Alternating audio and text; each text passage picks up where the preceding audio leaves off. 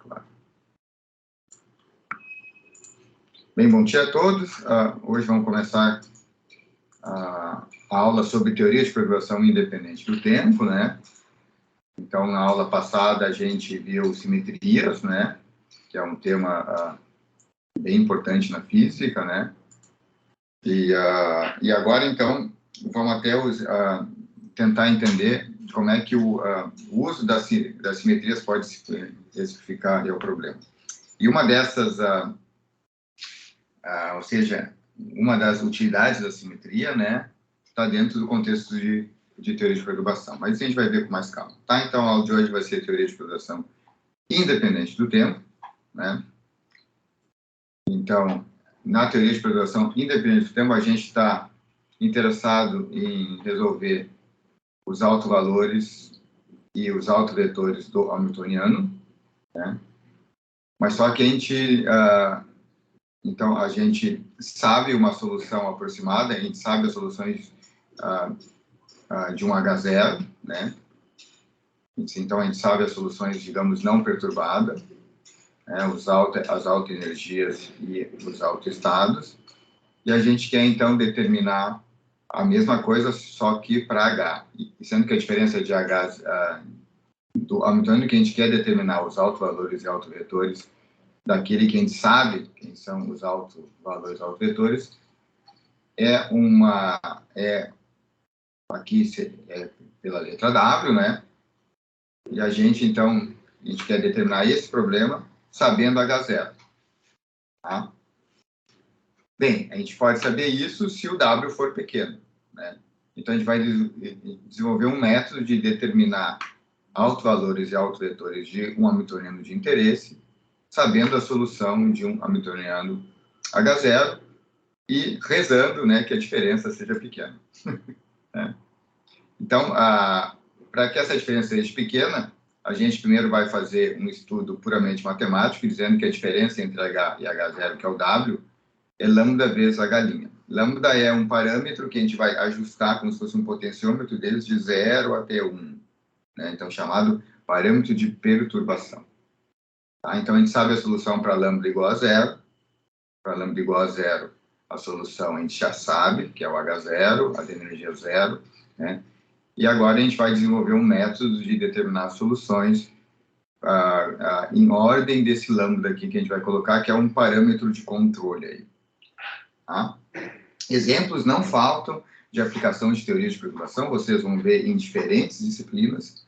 Né? A ideia sempre vai ser a mesma. Eu tenho meu sistema não perturbado, eu vou perturbar com alguma coisa, pode ser um campo magnético, pode ser luz, né? Pode ser um campo elétrico, eu atuo sobre o sistema que eu sei, de uma maneira fraca, né? E então a gente vai desenvolver métodos para se ter a solução do sistema perturbado. Tá? Obviamente, isso tudo depende de um parâmetro de controle, a gente vai desenvolver métodos matemáticos de solução como em ordens desse lambda. Então, nós vamos obter expressões em ordem 0 já tem, em primeira ordem de lambda, em segunda ordem de lambda, e assim por diante. Isso é chamado teoria de perturbação, ou seja, estudo das soluções ou seja, dependente da ordem desse parâmetro de controle. Tá? Então tá, vamos então começar. Esse é o nosso problema de interesse. Né? Isso aqui, na verdade, é um problema de autovalores e autovetores do Hamiltoniano. Se eu projetar isso aqui em posição, vai dar a equação de Schrödinger independente do tempo, né? Então, o nosso H agora, eu digo que é um H0 mais um lambda galinha, né? E agora eu vou tratar esse problema em séries de potência de lambda. O que é de série de potência de lambda? Eu vou escrever a solução, que são os autovetores, como série de potência de lambda. Cuidado aqui com a notação, que a notação é bem carregada, pessoal. Então, em ordem 0 é o que eu conheço, é o estado. Claro, quando eu represento isso aqui em posição, é a função de onda não perturbada, ou é simplesmente o estado não perturbado. Esta é a correção do estado em primeira ordem, então, seja o estado N, tá, em ordem 0, em ordem 1, né, a correção do estado N em ordem 2 e assim por diante. Então, o que está aqui na frente são correções, né? Então, quando lambda é igual a 0, simplesmente o sistema é não perturbado e eu vou, então, escrevendo o meu estado como potências de lambda. Tá? Então, lembrando aqui que esse índice é o estado, e esse aqui, entre parênteses, é a ordem da perturbação. Então, em ordem 0, ordem 1, ordem 2, assim por diante. Tá? Eu escrevo a mesma coisa para as energias, é uma energia em ordem 0, mais a correção de energia em ordem 1, mais a correção de energia em ordem 2, assim por diante. Tá? Então, eu vou colocar essa expressão aqui,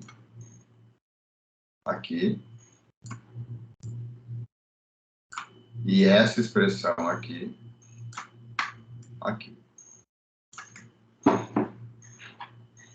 Tá? Então, está aqui ela, está aqui o H, que é H0 mais lambda da galinha, está aqui o estado expandido em potências de lambda, está aqui a energia expandida em potências de lambda, e está aqui o estado de novo. Tá? Então, estão vendo que dá uma expressão bem gigantesca aqui, né? E a ideia, então, nós vamos coletar todos os termos em ordem 0, em ordem 1, em ordem 2 de lambda. Tá? Então, a gente vai escrever essa expressão aqui como sendo alguma coisa em ordem 0, quer dizer que depende de lambda na 0, alguma expressão, mais que depende de coletar todos os termos que tem lambda, mais coletar todos os termos que tem lambda ao quadrado, e assim por diante. Vamos fazer coletar tudo, isso vai ser igual a 0. Depois nós vamos dizer que cada termo é igual a 0, né, porque isso tem que valer para qualquer lambda. A única maneira de equivalendo ser igual a 0 para qualquer lambda é se cada coeficiente na frente dos lambdas for igual a 0. Tá? Para valer para qualquer lambda pequeno. Tá? Então, vamos coletar os termos de ordem lambda n. Então, em ordem 0, obviamente, se a gente pegar aqui os termos que não tem lambda, esse cara não tem lambda, esse não tem lambda, esse não tem lambda, esse não tem lambda. Então, vai dar o problema. Então, o problema em ordem 0 é simplesmente o problema original, quem sabe. Tá? De novo, a gente quer calcular as soluções dos altos valores aos vetores de H, sabendo H0. Então, a ordem 0 a gente já sabe. Agora, vamos para a parte interessante, que é em primeira ordem. Então, a primeira ordem, eu vou pegar tudo que tem em primeira ordem. Por exemplo, H0 com lambda, correção do estado de primeira ordem. Isso aqui é um termo. Outro termo é esse cara aqui com esse. Pronto, não tem mais nenhum termo nesse lado esquerdo que só tenha lambda. Né? Não. E aqui a mesma coisa. Eu vou pegar esse com esse, eu vou pegar esse com esse. Tá? Então, tá aqui, ó. Então, em primeira ordem, é H0 vezes a correção em primeira ordem, mais a galinha vezes a correção em ordem 0. Vezes o estado em ordem 0. Vai ser igual a energia em ordem 0, vezes a correção do estado em primeira ordem, mais a correção da energia em primeira ordem, vezes o estado em ordem 0. Tá? Em ordem 2, é a mesma coisa. Aqui o truque, pessoal, para ver se está tudo certo, é você soma as ordens, tem que dar tudo em primeira ordem. Ó. H0 é ordem 0, mas psi N1 é ordem 1. Então, isso aqui é ordem 1. Ou seja, a galinha é ordem 1, vezes ordem 0 dá ordem 1. Isso aqui é ordem 0, então a soma desses dois sempre tem que dar 1 aqui. Ó. E vem aqui, ó, a soma desses dois tem que dar 2. Aqui tem que dar 2. Lembrando que a galinha tem ordem 1. 1 mais 1 é 2, 0 mais 2 é 2, 1 mais 1 é 2, 2 mais 2 é 1. 2 mais 0 é 1. Tá? Então, assim pode gerar N ordens. Tá? Então, vamos pegar a primeira ordem, que é o caso mais interessante, a primeira ordem, né? Então, está aqui, eu reescrevi a equação de primeira ordem, né? Que aqui o H0, a correção do estado 1, o H', o estado em ordem 0, a energia em ordem 0, vezes o estado em ordem 1, a energia em ordem 1, o estado em ordem 0. Tá? Então, está aqui. Tá? Então, o que eu vou fazer é multiplicar por um Bra à esquerda. Tá? Então, isso fica, então, simplesmente eu multipliquei o Bra neste, atuei um Bra na esquerda, tá tudo aqui, beleza? Aqui eu já usei que psi n é 1, lembrando que os estados de ordem 0, eu sei tudo em ordem 0, então eu estou assumindo que os estados de ordem 0, não perturbados, eles são ortogonais. Então, portanto, aqui é N. Com N me dá 1 aqui. Isso aqui está pronto. Isso aqui é uma constante, né? Isso aqui dá, então, isso aqui dá esse, né? E, bem, está aqui todos os sanduíches direitinho, tá? Aqui, ó, o H0 aplicado nesse Bra vai me dar EN, o Bra, se N0. Que é exatamente o caso que tem aqui, pessoal. Ó. Então, esse termo aqui vai se cancelar com esse aqui. Tá? Então, só vai restar algo bem interessante, que é isso igual a isso. Aqui. Então, esse é o principal resultado em teoria de primeira ordem. É um resultado muito simples. Até me espanta com... Tem gente que acha a teoria de perturbação de primeira ordem algo difícil, porque, na verdade, é algo relativamente fácil. Diz que a correção de energia, né, é simplesmente esse sanduíche. Tá? Então, aqui está uma maneira bem importante, bem clara, dizendo que a correção de energia em primeira ordem é o valor esperado da perturbação. Então, está aqui a perturbação. Essa que a perturbação é a galinha, né? Então, a correção de primeira ordem é o valor esperado da perturbação com relação ao estado não perturbado. Algo bem simples, né? Então, se eu aplico um campo magnético no meu sistema, em primeira ordem, a correção de energia devido a esse campo magnético vai ser o sanduíche, né? O valor esperado dessa perturbação com relação ao estado não perturbado. Tá? Então, se eu aplico luz, se eu aplico campo magnético, se eu aplico campo elétrico, qualquer coisa que eu aplico, né, fraco, né, em primeira ordem, então se diz que a correção de energia vai ser simplesmente o valor esperado do hamiltoniano da perturbação, H'. Tá? É um estado bem simples e, como a gente vai ver, extremamente poderoso. Isso que eu gosto da física, coisas simples e poderosas. Né? Então, esse é um resultado simples e poderoso que a gente vai ver daqui a pouco. Tá? Então, tá. Agora, qual é a correção do estado? A gente determinou a correção da energia. Agora, eu quero determinar a correção do estado. Tá? Então, isso aqui é a correção. Isso aqui não é energia, pessoal. Lembrando da expressão energia, é a energia não perturbada, mais esse cara aqui é a correção. É a correção. Lambda vezes EN1 é a correção. Então, a correção da energia é isso. Tá? Ok. Professor. Sim, pode falar. Eu só não entendi muito bem qual que é o significado de uma galinha. Que uma derivada do hamiltoniano. Que ela... Mas é assim, ó, vamos pensar no átomo hidrogênio, que é algo mais simples, né? Então, o caso do átomo hidrogênio, o hamiltoniano, a gente sabe que é a energia cinética do elétron mais o potencial coulombiano ligando o elétron, né? Que é, vou colocar um V de R aqui, né? Tá? E esse V de R, no caso do átomo de hidrogênio, ele é menos E quadrado sobre 4π ε0, a distância é. Tá? Agora eu pego esse átomo de hidrogênio e coloco, está aqui o átomo de hidrogênio, né? Está aqui a nuvem em torno do próton, está aqui o próton, está aqui a nuvem. Agora eu coloco um campo magnético em cima desse átomo. Aí vai surgir um termo adicional aqui, que vai ser o H'. Na verdade, o W. Tá? Esquece que W é lambda vezes H'. Esse lambda é só uma variável de controle, então eu tenho que colocar lambda igual a 1 no caso, né? Esse aqui é só um lambda de controle para poder fazer a perturbação, né? Então, essa aqui e esse termo aqui, quem é? É o termo de interação do elétron com o campo magnético. Então, vai ser o momento de dipolo magnético do elétron, esse termo aqui, ó. Vou apagar aqui melhor. Tá aqui. Tá aqui a nuvem. Eu coloco um campo magnético. Então, o hamiltoniano completo vai ser o sem campo magnético mais a ação do campo magnético, que vai ser o momento de polo magnético vezes o campo magnético, que é o hamiltoniano bússola. Tá? E isso aqui eu digo que é o nosso H'. Para campos pequenos, é uma perturbação. Então, eu sei as energias do H0, eu sei as energias é menos 13,6 eletronvolts sobre N ao quadrado. Tá? Agora, a correção, quando eu coloco o campo magnético, vai ser o valor esperado desse H' aqui nos estados do átomo de hidrogênio.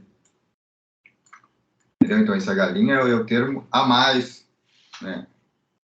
O que está sendo, ou seja, é o que está perturbando um sistema conhecido. Seja um sistema conhecido, eu sei as soluções, eu sei os estados, eu sei as energias, eu sei tudo. Agora eu perturbo, tá? Tipo aqui no exemplo, eu coloco um campo magnético em cima do átomo de hidrogênio. Então, as linhas espectrais, as energias vão mudar. Mas eu posso colocar outra coisa, eu posso colocar um campo elétrico também em cima do átomo de hidrogênio, sem nenhum problema. É o mesmo espírito de perturbação. As energias vão mudar, os estados vão mudar. Eu posso colocar outra coisa em cima desse átomo, uma onda eletromagnética passando aqui, que também vai perturbar o átomo. Então, existem diferentes maneiras de se pensar em perturbações, mas algo bem prático. Bem prático porque a gente, na física, a gente sabe de diferentes modelos, né, que estão em interação com outras coisas. Então, essas interações, se elas forem fracas, podem ser resolvidas como perturbação. Tá? Então, no exemplo bem prático de um átomo imerso num campo magnético, esse H' vai ser esse hamiltoniano aqui, bússola, que é o momento de polo magnético, que vem do momento angular orbital e do spin do elétron escalar B. E o B é o campo magnético aplicado externo. E essa forma vai valer quando o B for pequeno, quando o campo magnético for pequeno. Tá bom, então. Um pouquinho mais claro? De alguma forma, eu tava achando que o H' fosse alguma derivada do... Não, nada é derivada. Na verdade, é assim, ó, é o H0 mais uma perturbação. A perturbação é W. A gente só escreve esse W como lambda galinha. Esse H' não tem nada a ver com derivada, né? E esse lambda simplesmente é igual a 1 na prática, mas ele é um parâmetro de controle. Que eu acho ligar e desligar. que eu acho que eu me confundi depois que a gente pegou essa parte e abriu em série de potência, aí apareceu, tipo, derivada, né? Ah, tá. Não, mas, Daí talvez isso tenha me confundido, mas agora eu entendi. mas o problema é bem prático, pessoal. Tem aí na plateia deve ter gente da astronomia. Por que esse exemplo que eu falei ele é importante para a astronomia? Vamos ver.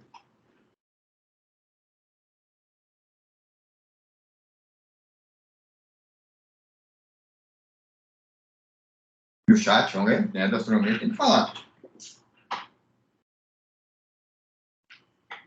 Astrofísica.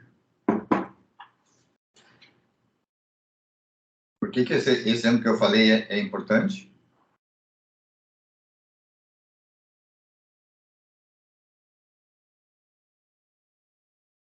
No chat, ninguém quer se arriscar no chat, pessoal? Vamos lá.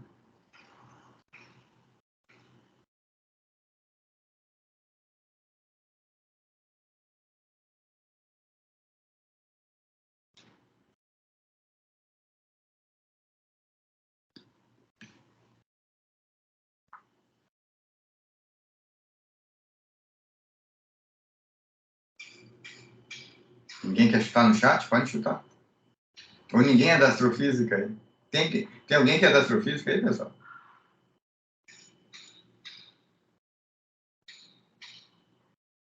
Ninguém é da astrofísica? Sério? Vocês estão me ouvindo? Ah, tá. Vamos ver, surgiram coisas assim diferentes, vamos ver. Eu diria que tem algo a ver com emissões das possibilidades de buracos negros. Bem, Rodrigo, eu não conheço muito, mas pode ser, eu não sei, pode ser. Porque a Ana falou, zero a minha área de astro, mais largura das linhas. A Ana acho que quase acertou, né? E assim, ó, isso não vai mudar a largura da linha, Ana, isso vai mudar a posição da linha. Então a linha espectral muda, porque as energias mudam. As linhas espectrais vêm das linhas, as linhas espectrais vêm das energias, por exemplo, do átomo de hidrogênio, né? Você está medindo uma linha de hidrogênio. Então, a posição da linha muda, então significa que o comprimento de onda muda.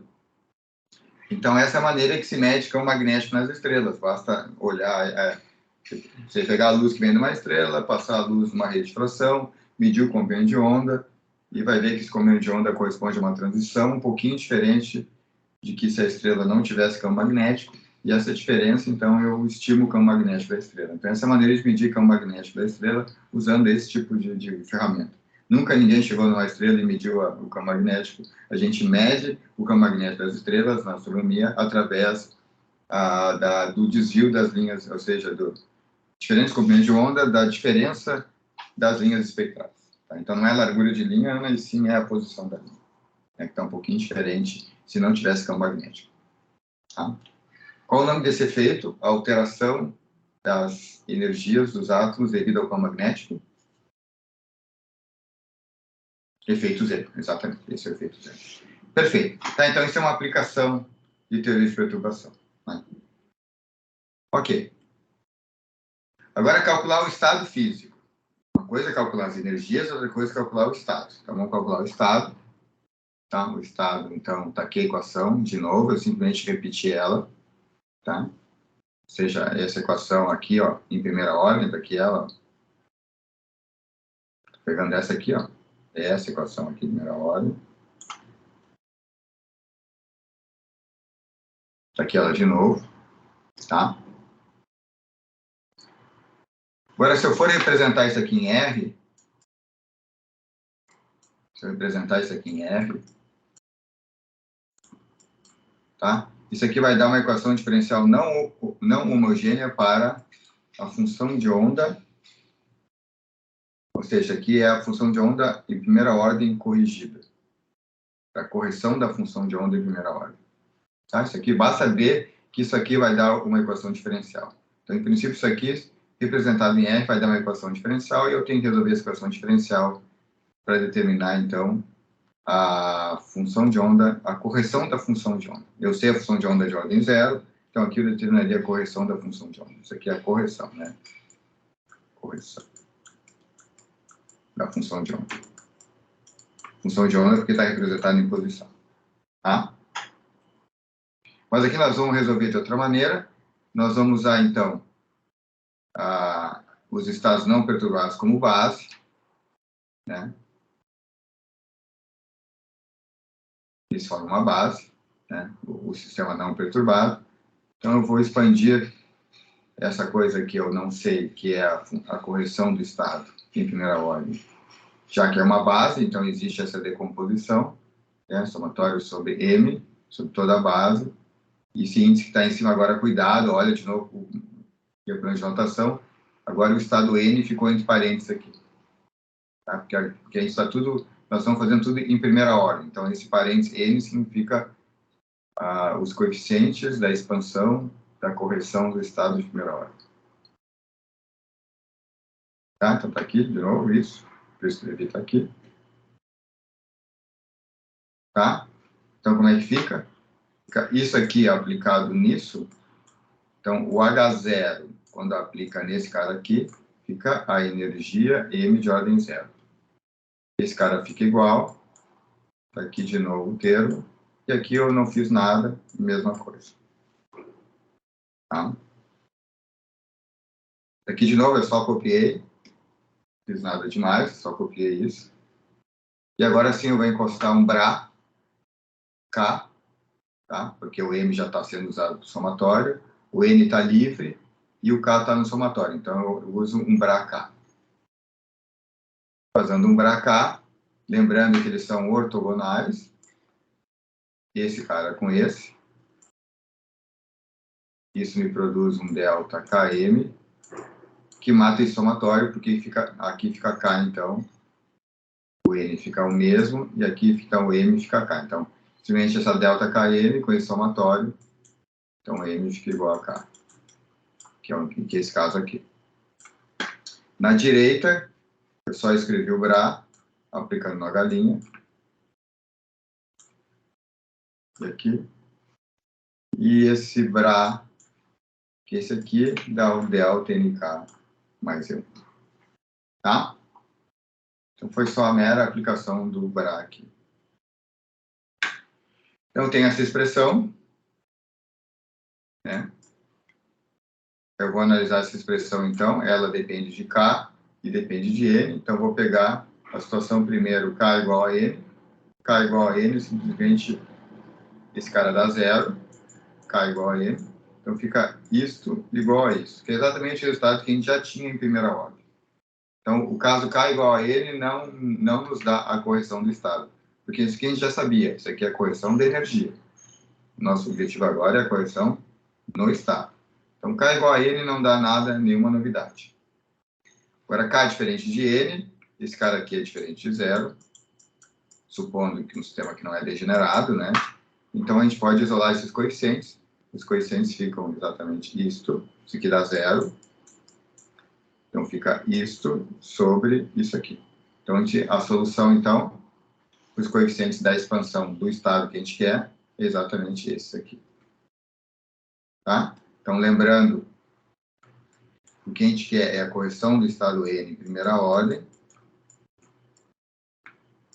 A gente determinou, a gente expandiu esse estado que a gente não sabe, da base dos estados não perturbados. E esses coeficientes da expansão estão aqui. Então, a solução é colocar isso aqui. Então, a solução está aqui. Correção do estado de primeira ordem, exatamente isso aqui é o CN, né? Ó. É o CN. N. Então, está aqui. Então, o problema está formalmente resolvido. Então, eu tenho que calcular esses sanduíches para calcular os coeficientes.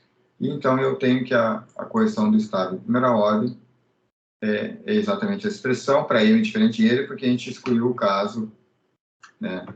O caso aqui K, né?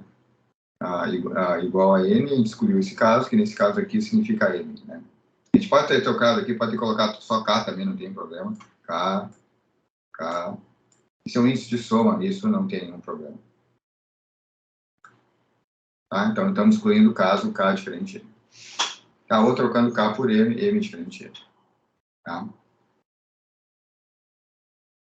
Bem, então, isso. Então, os resultados, eles são relativamente simples, a correção de energia e do estado em primeira ordem. Então, tem os seguintes comentários, então. Primeiro comentário, o que a gente viu agora, o resultado vale somente para o caso não degenerado. Dá para ver aqui que essa expressão, né, isso aqui só vai ser diferente de zero quando for o caso não degenerado. Se for o caso que tem um K e um N diferentes com a mesma energia, então é o caso degenerado. Então, isso aqui não funciona para o caso degenerado. Só funciona para o caso, porque esse aqui daria zero. Né? Então, a gente só resolve esse problema. Então, resultados válidos, resultado válido somente para o caso não degenerado. Então, sistema perturbado não degenerado. Tá? Isso que a gente vai ver depois, provavelmente para daqui umas 2 aulas, a gente vai ver que os resultados de primeira ordem para correção de energia são melhores que para o estado. Tá? Então, essas duas fórmulas que a gente viu aqui, ó, essa fórmula, que é a correção do estado, e essa fórmula, que é a correção da energia, essa fórmula aqui, a média de H' entre os estados não perturbados.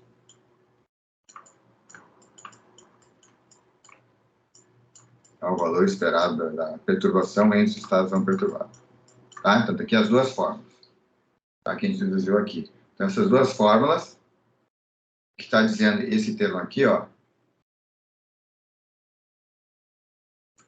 é que esta fórmula aqui é melhor que essa. O que quer dizer uma fórmula melhor? Em princípio, ambas foram deduzidas em primeira ordem de teoria de perturbação. Então, significa que lambda tem que ser muito pequeno. Tá? Mas o que está dizendo esse comentário é que essas duas fórmulas, claro que funcionam para lambda pequeno, mas essa aqui, a de energia, ela funciona mesmo se lambda for grande. Tá? Isso a gente vai ver depois por quê. Tá? Então, resultados de primeira ordem para a correção de energia, esta fórmula aqui, funciona mesmo se lambda não for pequeno. Já essa fórmula aqui funciona somente para lambda pequeno. As duas foram deduzidas para lambda pequeno. O comentário é que essa segunda aqui, a correção em energia, funciona mesmo se lambda não for pequeno. Tá? A gente vai ver por que isso depois. Então, resultados de primeira ordem para a correção de energia são melhores que para o estado. E, finalmente, o termo aqui que a gente não considerou, ou seja, a componente da correção do estado, a componente N da correção do estado de ordem N. É que esse termo aqui que a gente tirou fora do somatório, ele pode ser considerado nulo, porque aqui, em princípio, teria isso mais um CNN φN0. Esse cara aqui a gente não determinou, porque a fórmula aqui é só para ele, é só para M diferente N, ou K diferente N, tá? Então, esse termo aqui a gente não conseguiu determinar. E sorte que ele é zero. Na verdade, ele é zero, esse termo, como a gente vai ver agora. Então, os termos podem ser considerados nulos. Então, vamos ver por quê. Então, tá. Então, em primeira ordem, a gente diz, então, que a correção é ortogonal ao estado não perturbado. Aqui o estado não perturbado. Então, a correção sempre é ortogonal. Por isso que o termo CNN é zero. Porque a correção, ou se fosse um vetor flecha, é ortogonal ao estado não perturbado. Como é que a gente vê isso? É fácil. A gente quer que o estado completo, depois da expansão, seja normalizado a 1. Tá? Então, a gente pega a expansão, tá? Então, faz exatamente esse cálculo. Pega o Bra vezes o Psi aqui, né? Então, fazendo esse cálculo, né? Ou seja, pegando essa expressão, colocando aqui, pegando a expressão, colocando aqui, então a gente vê que isso fica... E lembrando que os estados não perturbados são ortonormais, ou seja, isso acontece no estado não perturbado. E a gente quer que aconteça isso depois da perturbação. Os estados não perturbados tem norma 1, e o estado, depois da perturbação, também tem que ter norma 1. Então, tem que ter norma 1, né? O estado não perturbado tem norma 1, que é exatamente esse ket com esse ket. E aí tem esse fator aqui, que é esse produto escalar desse com esse, que está aqui, e desse com esse, que está aqui, mais ordem de lambda ao quadrado. Então, 1 igual a 1 mais lambda, então significa que isso aqui tem que ser igual a 0, para que ambos estados, não perturbados e perturbados, estejam normalizados a 1. Então, por isso que essa correção aqui, ela é ortogonal ao estado não perturbado, tá? Simplesmente para que ambos, isso aqui e isso aqui, sejam ambos normalizados a 1. Portanto, a correção tem que ser ortogonal ao estado não perturbado, portanto, o coeficiente CNN tem que ser igual a 0. Tá? Muito bem.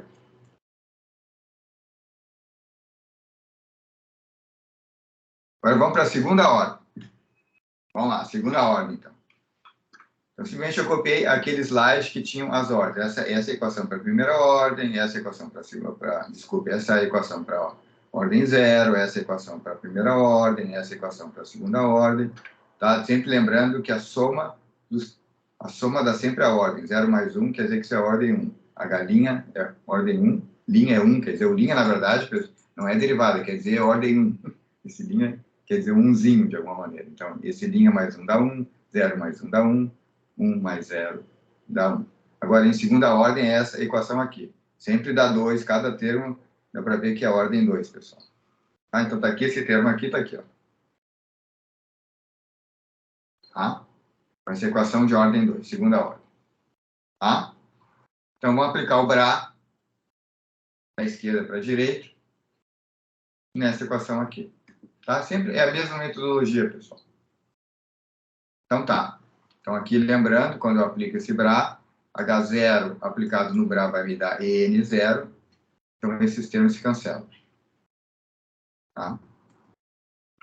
Esse termo se cancela com esse porque eles são ortogonais. Ó. Esse termo com esse é 0 porque a correção é ortogonal ao estado não perturbado. Tá? Então, sobrou quem?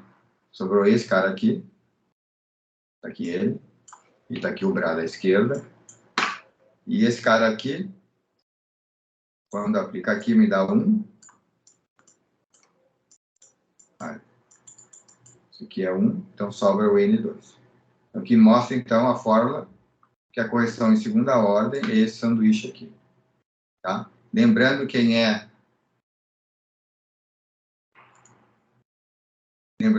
a correção de primeira ordem, a gente acabou de determinar que é essa expressão aqui. Tá? Então, colocar isso aqui, e executar o sanduíche. Então, a gente tem, então, que a correção de segunda ordem é exatamente isso aplicado nisso, que vai me dar exatamente esse elemento de matriz ao quadrado sobre esse valor aqui, que está aqui. Aqui não tem mais sinal menos, porque esse menos foi usado para inverter essa ordem aqui. Então, aqui é n menos n, aqui é m menos n. Tá? Então, daqui a expressão para a segunda ordem. Tá? A expressão para a segunda ordem, pessoal, ela é menos usada que a expressão de primeira ordem, né? Na lista de exercícios, vocês vão encontrar apenas um exercício envolvendo cálculo de segunda ordem. Tá? Então, em geral, na física, mas é assim, pessoal, quando vocês forem trabalhar, se vocês forem trabalhar em física teórica, né, vocês vão fazer um cálculo de primeira ordem e, geralmente, vocês não fazem a segunda ordem, porque o esforço para fazer a segunda ordem, geralmente, é comparável com a solução de resolver o problema por outro método, né, mais acurado que a segunda ordem. Essa fórmula de segunda ordem realmente só vale para a lambda pequena. Já aquela fórmula de primeira ordem, como eu disse para vocês, vale para lambda mesmo não sendo tão pequena. Então, essa fórmula de segunda ordem é algo assim menos útil para vocês. A de primeira ordem vai ser mais útil.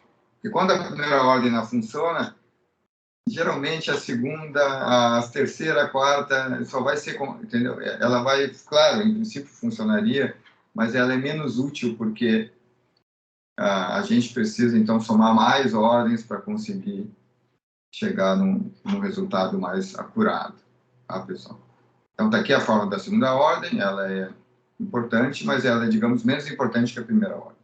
Tá? Então, na prática, a gente usa muito a primeira ordem e a segunda ordem a gente usa menos. Mas está aqui a expressão de segunda ordem. Tá? Muito bem. Agora, isso é tudo não perturbado, tá, pessoal? Então, todas essas expressões, quais são as expressões aqui? Vamos só recapitular as expressões.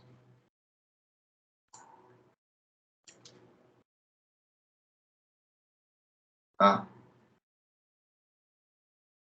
Essa expressão, que é a correção de energia em primeira ordem.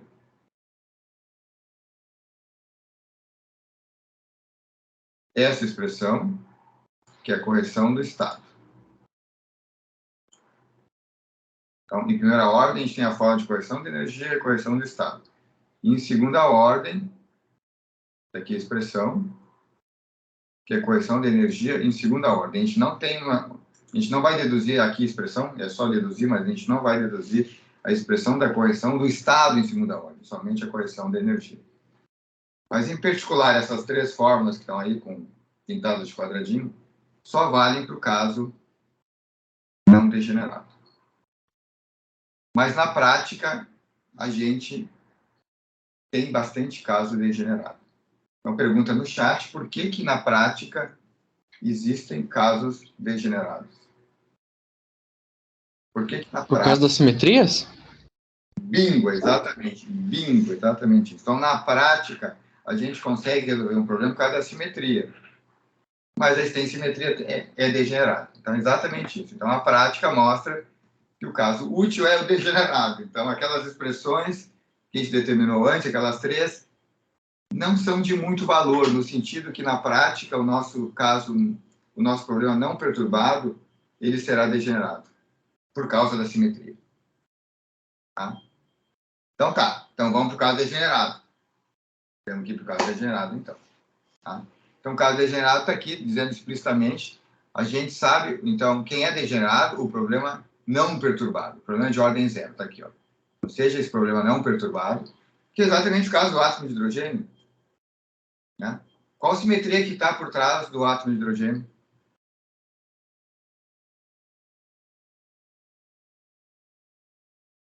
Simetria radial? Isso, ele é invariante frente a rotações, simetria esférica, exatamente. Tá? Então, a degenerescência de um problema de força central, ela vem pela simetria frente a rotações. Mas o átomo de hidrogênio tem uma degenerescência adicional. Então, tem uma outra simetria lá escondida, que depois a gente pode falar. Tá? Mas, em geral, qualquer problema de força central, ele tem esse problema, ele tem a degenerescência frente à rotação. Ou seja, as energias dependem de K e L, mas não dependem do Mzinho, do número quântico Mzinho, que está lá no harmônico esférico. Tá? Então, em qualquer problema de força central, a solução é uma solução radial vezes uma solução angular. A solução angular é o harmônico esférico de Lm, e as energias nunca vão depender de Mzinho. Tá? Então, no mínimo, um problema de força central tem degenerescência 2Lzinho mais 1, porque o Mzinho, que vai de menos L a L, ela não vai impactar na energia. Tá? Muito bem, então, o problema na prática é degenerado. Então, está aqui um problema geral degenerado. Tá? Aqui dá para ver explicitamente que os autovalores não dependem de I, e aqui dá para ver explicitamente que tem estados de I1 até Gn que tem o mesmo alto valor En. Tá? Então, aqui dá para ver o problema de autovalores, autovetores, do caso caso não perturbado, e explicitamente esse I é o índice de degenerescência, porque existe I até Gn autovetores com a mesma energia. Se eu colocasse I aqui, ó, aí isso aqui é algo que não... Aí pode ser degenerado ou não degenerado. Agora, se a gente tira esse I, então, necessariamente, esse é o índice de degenerescência, o Gn. Tá? E vamos supor, então, nossos estados não perturbados, né? Ortonormais. Tá? Beleza. Então, a gente tem de I igual a 1 até Gn, vetores linearmente dependentes correspondentes à mesma energia En, tudo não perturbado aqui, ó, tudo não perturbado. E a ideia agora é eu aplico a perturbação. O que vai acontecer quando eu aplico a perturbação, pessoal?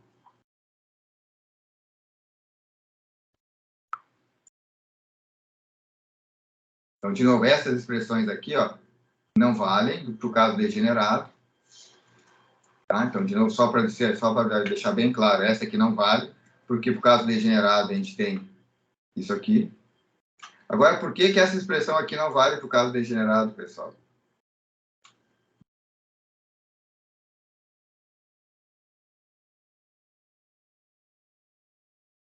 Alguma ideia? Essa não vale, porque, obviamente, o caso degenerado, isso aqui vai me dar boom, vai explodir, vai dar zero no denominador. Agora, por que essa expressão aqui não vai valer?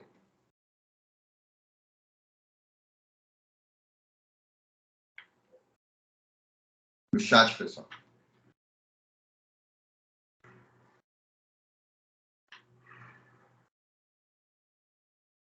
Você ter mais um valor de correção? Isso, exatamente, que é ambíguo. Exatamente, porque ó, a pergunta é, eu sei que para obter a correção de energia em primeira ordem, eu tenho que fazer o valor esperado da perturbação. Mas esse valor esperado é com relação aos estados não perturbados que tem a mesma energia deles. Se vários estados têm a mesma energia, com qual deles eu faço sanduíche? Tá? De novo, existem vários estados, né? Aqui eu vou colocar. Então, na verdade, essa forma não vale porque eu faço com I aqui, aí eu vou ter Gn sanduíches possíveis. Então, isso aqui é indeterminado porque eu tenho vários estados com a mesma energia. Então, eu não posso usar nem essa expressão, porque explode, e nem essa segunda expressão, porque ela é indeterminada. Ela vai produzir muitos valores, né? Então, um é porque explode, outro porque me produz vários valores e eu não sei qual usar deles. Qual critério que eu uso. Tá? Bem, o que acontece, então, quando eu aplico a perturbação? Então, tem diferentes situações aqui, pessoal. Quando eu aplico a perturbação, pode ser que simplesmente isso aqui está a perturbação lambda, então eu ligo a perturbação. Então, agora é o H0 mais uma perturbação. Pode ser um campo magnético, eu coloquei lá, um campo elétrico, o que seja. Tá? Então, eu liguei, quer dizer que eu faço lambda diferente de zero. Então, pode ser que aconteça vários cenários diferentes. Pode ser simplesmente que as energias vão mudando como função da perturbação. A degenerescência não é quebrada. Aqui estão dois, aqui está degenerado, digamos que tem dois com a mesma energia. Então, se eu aplico a perturbação, os dois ficam... não acontece nada. Ou seja, pode ser que eles vão movimentando e não quebra a degenerescência.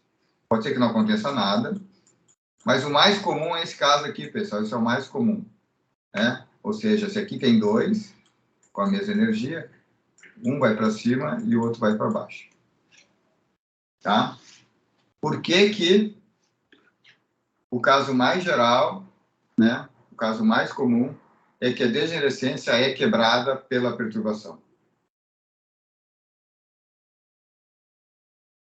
É o caso degenerado, ele é degenerado porque ele é simétrico.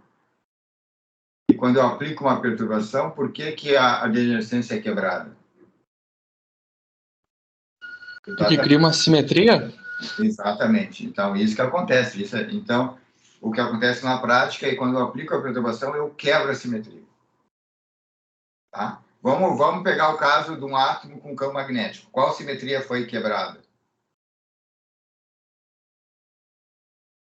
A simetria esférica. Quando eu aplico o campo magnético, aí perdeu a simetria esférica. Estão vendo isso? Então, um átomo sem campo magnético, ele é, né, invariante para qualquer rotação. Quando eu aplico o campo magnético, ele quebra a simetria, ele tem uma outra, que é a rotação em torno do campo magnético. Mas ele perdeu a simetria original. A simetria original era invariante frente a qualquer rotação. Se eu coloco o campo magnético, eu quebrei a simetria. Então, portanto, o sistema vai deixar de ser degenerado. Então, em geral, quando se aplica uma perturbação, se quebra a simetria e se quebra a degenerescência. Esse é um caso bem comum. Tá? Então, aplicar, quebra a degenerescência. Tá? Muito bem. Antes, quando lambda igual a zero, tá? Que é esse caso aqui, ó, eu tenho, digamos, dois ou mais estados linearmente independentes. Tá aqui.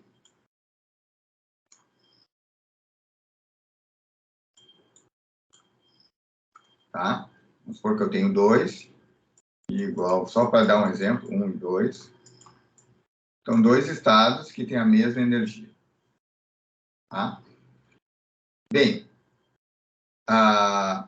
quando eu coloco a perturbação, mas põe uma perturbação muito fraca, a lambda igual a 10 a menos 3.000, muito fraca. Obviamente, 10 a menos 3.000 é diferente de zero, mas muito pequeno. Então, numa perturbação existente, mas muito pequeno, a gente chama que dessas soluções aqui, ó, que eu tenho duas soluções, existe uma mistura entre elas, que é a que sobrevive à perturbação. Isso é chamada melhor combinação linear. A melhor combinação linear é aquela que sobrevive à perturbação. Tá? E essa melhor... Então, a gente vai ver que a fórmula da correção de energia do estado N, na verdade, o valor continua sendo simples, é o valor esperado da perturbação, mas quem entra aqui é a melhor combinação linear, best. Então, essa é a fórmula aqui. Best. Tá? Então, eu quero que vocês notem a diferença de lambda igual a zero e lambda tendendo a zero. Isso é uma diferença muito forte, pessoal. Lambda igual a zero é qualquer combinação linear, né, dos estados não perturbados no espaço degenerado também será. Tá? Então, se isso aqui é uma solução, se o sistema é degenerado, qualquer combinação linear também vai ser solução. Também terá também tem EN0. Tá? Isso é para lambda igual a 0. Por quê? Porque o sistema é simétrico. Qualquer, pode ser essa combinação linear, pode ser essa combinação linear, pode ser essa combinação linear, pode ser essa combinação linear, qualquer combinação linear. Tá? O sistema é degenerado. Agora, se eu aplico uma perturbação, eu quebrei a degenerescência, eu quebrei a simetria e, portanto, a degenerescência, já que a degenerescência é consequência da simetria. Então, eu quebrei a simetria, quebrei a degenerescência, e aquela que sobrevive, dentre as infinitas misturas, a que sobrevive é chamada a melhor combinação linear. E a correção de energia, nesse limite lambda 0, será o sanduíche do H' frente à melhor combinação linear. Tá claro, pessoal?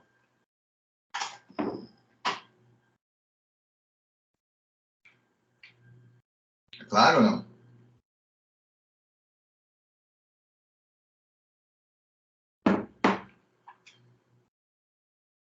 Tá? Mas vamos ver isso matematicamente. Isso eu só falei. Agora vamos ver matematicamente, vamos ver rigorosamente. Tá? Então isso foi só um bate-papo, simetria, quebrou a simetria, papá. Mas vamos ver agora rigoroso. Então isso que eu falei agora vai vir rigoroso.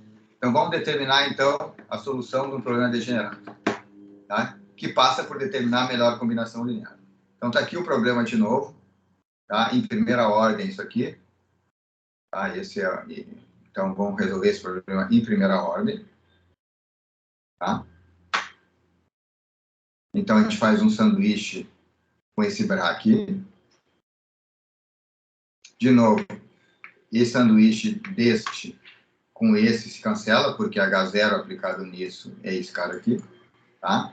Então, H0 aplicado nesse Bra, o problema é degenerado, e ele vai dar, então,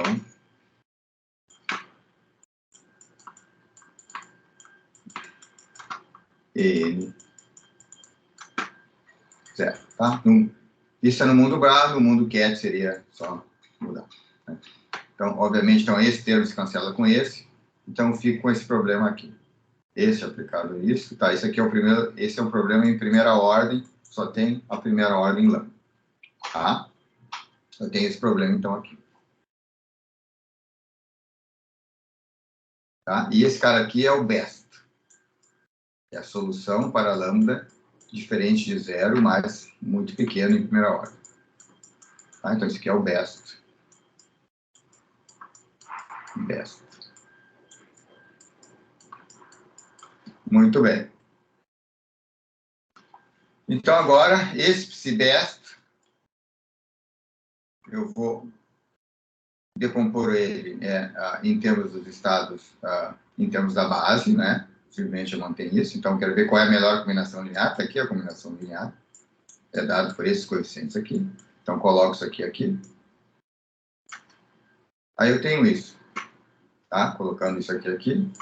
Eu tenho, então, a somatória em J desse sanduíche aqui, CJ, que é a combinação linear. Igual a N1, CI. Porque esse sanduíche, com esse por ortonormalidade, vai me dar uma delta IJ, que vai me dar o CI. Então, eu tenho essa equação para determinar a melhor combinação linear, ou seja, esses coeficientes para a melhor combinação linear. Está aqui ela. Né? Então, eu só copiei ela, não fiz nada demais, está aqui ela. Note que essa soma aqui, ó, o J, é só no subespaço degenerado, não é na dimensão total do espaço vetorial, é só no subespaço degenerado. Está aqui. E essa equação aqui lembra o que, pessoal? Olha, o que lembra essa equação aí? Vamos ver. No chat, ver se vocês podem dizer alguma coisa. O que lembra essa equação? O que vem na cabeça de vocês quando vocês olham essa equação?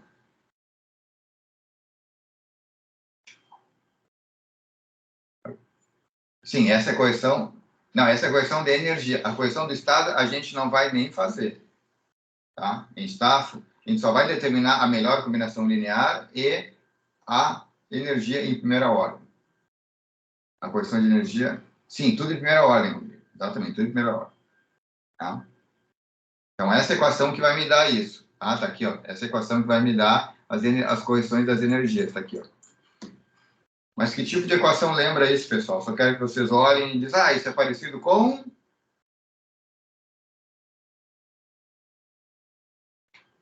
a transformação linear.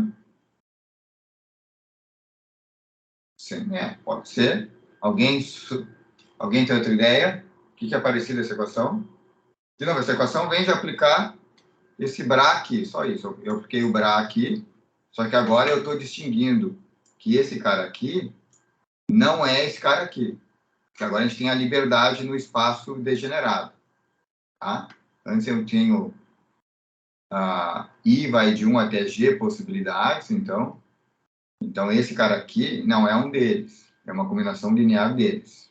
Tá? Então, só apliquei o Bra e me deu essa equação aqui. Então, eu quero que vocês batam o olho e dizem o que parece essa equação, o que lembra essa equação. Vamos ver. O que lembra? O Rodrigo diz transformação linear. É uma transformação linear, mas o que lembra mais? Vamos ver. Primeiro, o que diz essa equação? A solução, o que eu quero dessa equação? Tudo que vocês olhem uma equação, vocês dizer o que eu quero. O que vocês querem dessa equação? Vocês querem as energias, em primeira ordem, e vocês querem esses coeficientes, esses Cs. Os Cs são os coeficientes da combinação linear. Tá? Então, vocês querem os Cs e as energias. Então, vocês querem eu quero quem é o C. Eu quero determinar... Com essa equação, eu quero resolver e eu quero determinar os Cs, que I vai de 1 até Gn, e quero determinar as correções de primeira ordem para esse problema degenerado. Tá? Então, vocês querem os Cs e vocês querem as energias. Que tipo de equação é essa, pessoal? Mais uma vez. Alguém tem alguma ideia?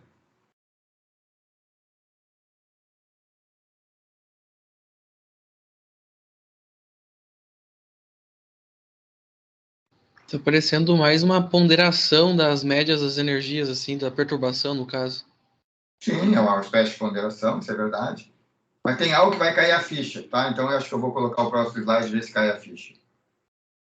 Isso aqui eu vou chamar, esse sanduíche aqui eu vou chamar de a galinha IJ. Vou organizar isso. Esses coeficientes, esse somatório aqui eu posso implementar de uma maneira matricial, ó.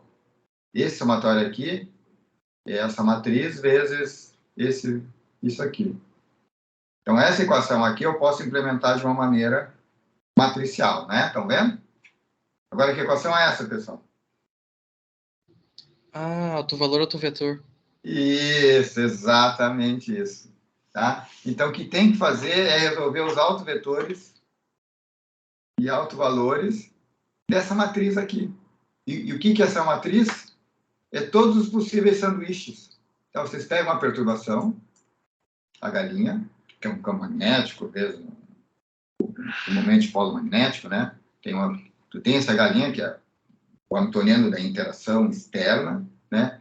E fazem sanduíche, mas como o problema é degenerado, tem várias maneiras de fazer o sanduíche, porque tem várias soluções. Tá? Então, se tiver degenerescência 2, por exemplo, então eu posso fazer do 1 com 1, do 1 com 2, do 2 com 1, do 2 com 2. Então, pego todos os sanduíches, monto uma matriz e resolvo autovalores e autovetores. Os autovetores vão me dar a melhor combinação linear e os autovalores vão me dar as correções de energia. É isso, então. Tá? Então, o problema ficou simples de novo. Tá? Eu tenho que montar a galinha. Se o problema não é degenerado, só tem uma galinha, é um número, é só um sanduíche. Mas se o problema for degenerado, eu tenho N vezes N, GN vezes GN sanduíches. Estão vendo isso? Aí, o que eu faço? Qual deles eu escolho? Não escolho ninguém. Monto eles numa matriz e calculo os autovalores. Tá? Então, eu tenho todas as quantidades de sanduíche, qual que eu escolho? Agora eu tenho critério para escolher. Não vou escolher o maior, não vou escolher o melhor, não vou escolher o mais bonito, não vou escolher a soma, não vou escolher a média. E tem um critério. Qual é o critério? Monta todo o sanduíche numa matriz, autovalores na matriz e pronto. Essa é a solução. E por tabela, os autovetores vão me dar a melhor combinação linear. Tá? Esse é o espírito, então, da teoria de perturbação. Então, no fundo, ela é simples também. No fundo,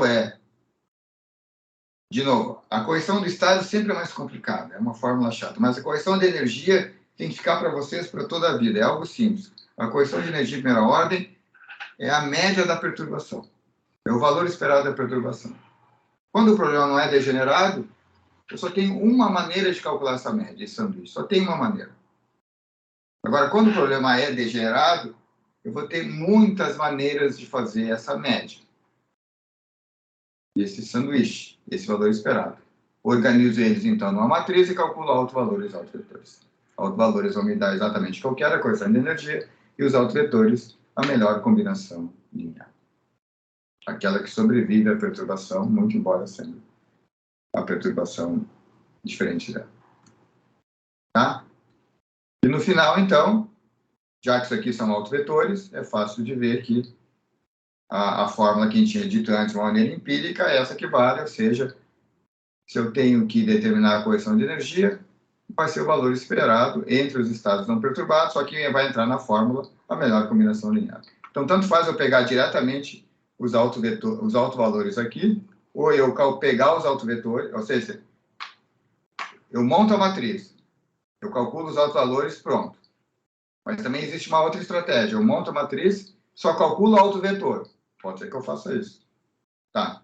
E aí, os autovalores vão ser exatamente esse sanduíche aqui. Por quê? Porque esse best é autovetor de H'. Portanto, esse resultado vai me dar exatamente os autovalores. Mas esse aqui tem um espírito melhor. O espírito dessa fórmula é que sempre a correção de energia em primeira ordem é o valor esperado da perturbação. Se for não degenerado, eu faço esse valor esperado calculado entre os estados não perturbados. Entre o estado não perturbado, que é o único, porque é não degenerado. Agora, se for degenerado, então eu vou fazer o sanduíche com a melhor combinação. Tá? Então tá, vamos dar um exemplo bem direitinho, pessoal. Mas aí eu vou parar aqui, né, e vou dar o exemplo direitinho na quarta-feira. Tá? Então, quarta-feira a gente vai exatamente analisar tudo isso que a gente viu até agora, né, através de um exemplo. Tá? Mas eu paro aqui, porque já esgotou o nosso período de aula, e aqui, como eu disse sempre para vocês, os slides é muito corrido, né? Isso, na verdade, eu tento manter mais ou menos o que a gente viria numa aula presencial, que é exatamente isso. Tá, pessoal? Então, perguntas?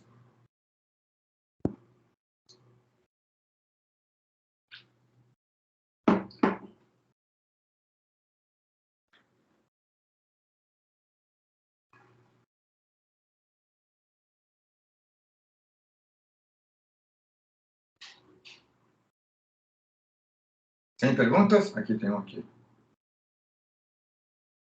Tá, então eu posso desligar a gravação, então, para a gente discutir outras coisas? Vamos lá, então? Vamos desligar a gravação.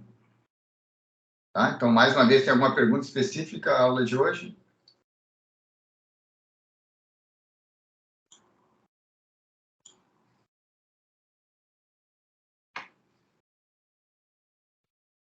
Tá. Se não, então, eu vou parar a gravação aqui.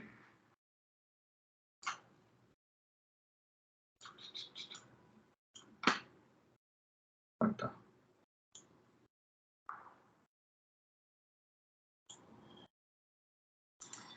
Parando a gravação.